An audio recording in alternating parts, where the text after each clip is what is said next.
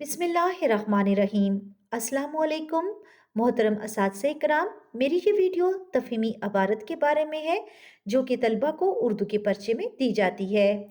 ये तफ़हीमी अबारत जमात पंजों और शशम के तलबा को पर्चे में दी जा सकती है। अबारत है, रसूलुल्लाह सल्लल्लाहु अलैहि वसल्लम के ज़माने में मुसलमानों और काफरों के दरमियान जो जंगें हुई उनमें से एक का नाम जंग मोता है। इस जंग में मुसलमानों का परचम हज़रत जाफर तैयार के हाथ में था। बड़ी सख्त लड़ाई हो रही थी और हज़रत जाफर तैयार अलम को थामे हुए एक जगह जमे हुए खड़े थे।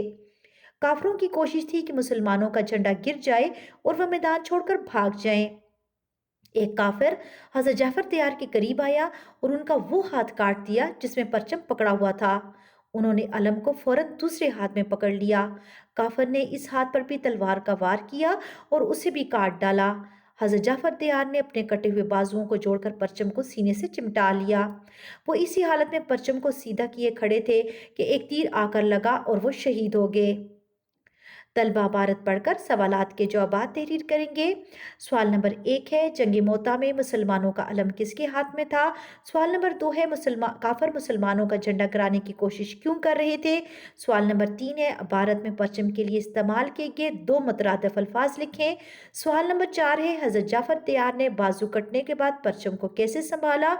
और सवाल नंबर 5 है, हजरत जाफर तैयार ने इस्लामी झंडे को सरबुलंद रखने के लिए जान की कुर्बानी दी। क्या आप भी अपने परचम की सरबुलंदी के लिए ऐसी ही कुर्बानी देने के लिए तैयार हैं?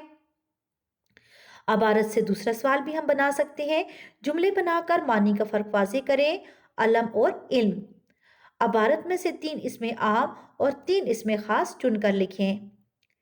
इसके अलावा अबारत से मंदरज ज़ेल सवालात बनाए जा सकते हैं।